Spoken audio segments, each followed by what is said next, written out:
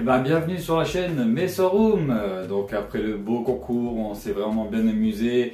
Il y avait vraiment pas mal de monde. On est vraiment bien monté en pic et tout ça. Donc il y avait une bonne ambiance. Donc on a passé une bonne soirée. Donc là ça va être le premier épisode. Donc on va expliquer un peu l'histoire et on va faire pas mal d'épisodes sur ça. Donc c'est le premier épisode. Là on va faire le suivi d'une messorcéphalote qui... c'était ma messorcéphalote que j'avais réussi, que j'avais acheté chez Formium, où j'avais plus de 50 ouvrières, j'avais même des majors qui arrivaient. Et puis je l'ai vendu. Et puis malheureusement mon ami était tombé malade, il n'a pas pu bien s'en occuper malheureusement. Voilà, c'est des choses qui arrivent dans la vie. Et donc j'ai récupéré ma céphalote. D'ailleurs je lui dis un grand merci parce qu'il me l'a renvoyé. Voilà, il pensait pas savoir la récupérer, donc il a voulu qu'elle survive, donc il me l'a renvoyé. Et donc je l'ai reçu. Et puis tout simplement, je lui ai mis, donc j'ai changé le tube, j'ai remis une réserve d'eau, du coton.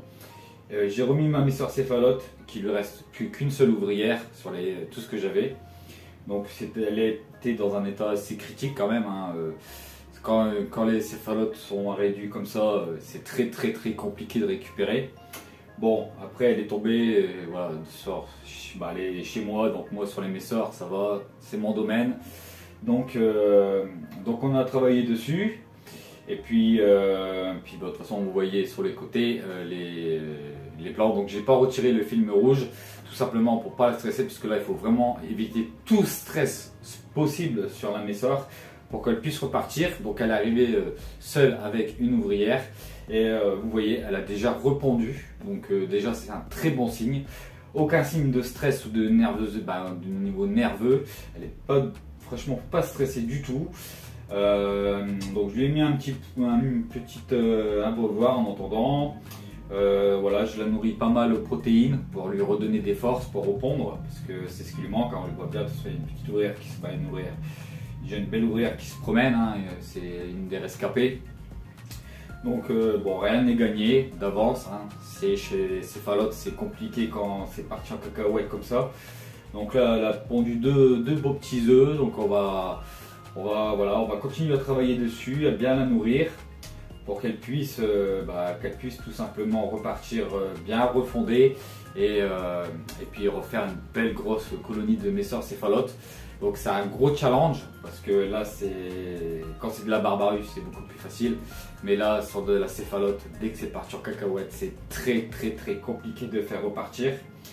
Donc voilà, je lui ai mis un bon taux d'humidité quand même, pas trop, mais on va dire qu'on est dans les, je pense que je dois être dans les 60% d'humidité à peu près, je pense. Faut que je mette une sonde pour vous dire exactement, mais bon, c'est à peu près ce qu'il doit y avoir dans le tube. Je l'ai monté en température à 28 degrés pour pouvoir justement la mettre les meilleures conditions pour l'instant pour la faire repartir. Donc pour l'instant, comme je vous dis, elle a bien pondu 2 œufs alors qu'il n'y avait rien du tout à la base. Donc assez content. La gîte se porte à merveille. Elle a des réactions normales d'une gîte messorcéphalote. L'ouvrière c'est pareil, pas trop stressée, assez calme. Donc là elles sont dans un endroit assez calme. Donc voilà, c'était le premier épisode. On va faire un suivi régulier toutes les 2 semaines je pense. Ou alors mettez-moi en commentaire si vous voulez un petit suivi toutes les semaines ou toutes les 2 semaines ou une fois par mois. Voilà, dites-le moi en commentaire. Et puis on va essayer de la sauver. Et puis comme ça, si j'y arrive, ça sera un challenge de réussite pour moi. Bon, pour l'instant, je croise les doigts, tout se passe bien. Assez content. Je vois qu'elle s'occupe bien de son couvain, donc pour ces petits œufs qu'elle a repondus, c'est très bien. Elle les a pas mangés non plus, donc c'était ma peur que j'avais au début, c'est dès qu'elle reponde, elle remange son couvain. Donc c'est pour ça que je mets pas mal de protéines régulièrement, histoire qu'elle a toujours à manger pour pas qu'elle mange ses œufs. Et puis ça fonctionne bien. Je lui ai mis un petit peu de pissenlit, quelques graines. Et puis bah ça a l'air de bien se passer, l'ouvrière fait sa tâche, hein. La dernière ouvrière s'occupe aussi du son couvain, la gine aussi.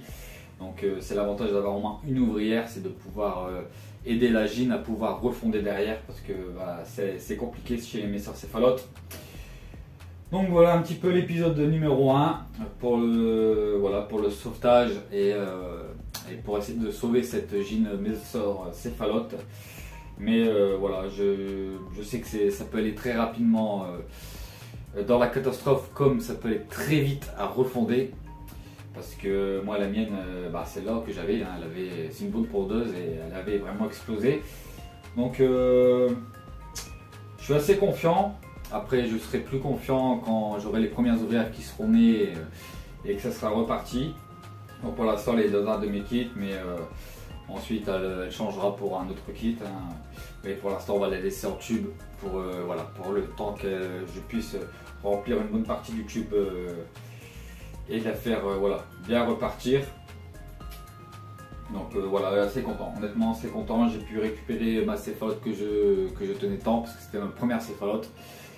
Et puis ça repart, assez content. Bon, après il y a beaucoup de travail, d'observation, etc. pour arriver à refaire partir. Mais voilà, elle est repartie. J'en suis assez content.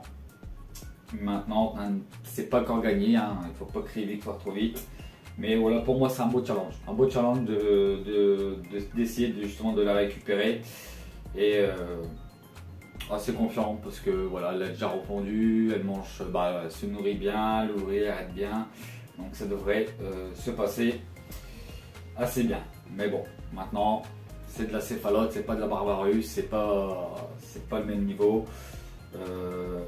Quand on a une gine avec un beau couvain, c'est pas pareil. Là on part sur une gine avec qui avait une belle fondation et qui a carrément régressé, donc il faut repartir la machine comme on dit, et je pense que ça va le faire. Donc voilà pour le premier épisode, j'espère que ça vous aura plu. Et puis je vous dis à la prochaine vidéo. Et puis voilà, et puis il y aura aussi un concours, je sais pas quand, mais voilà, j'ai pu voir avec Fourmium qui m'a proposé, bon pas tout de suite, hein, parce que je veux pas non plus faire concours sur concours sur la chaîne. Voilà, j'aime bien aussi que les gens apprécient le contenu et ils viennent pas que pour les concours. Mais voilà, il y aura prochainement, je sais pas quand, un concours, assez sympathique. Voilà, je ne peux pas en dire plus pour l'instant, mais ça sera sympathique. Donc voilà, je vous fais un gros bisou et puis je vous dis à la prochaine sur la chaîne Messer Room Naturel, la chaîne qui adore les messeurs et qui se consacre quasiment qu'aux messeurs, toutes les messeurs du monde d'ailleurs.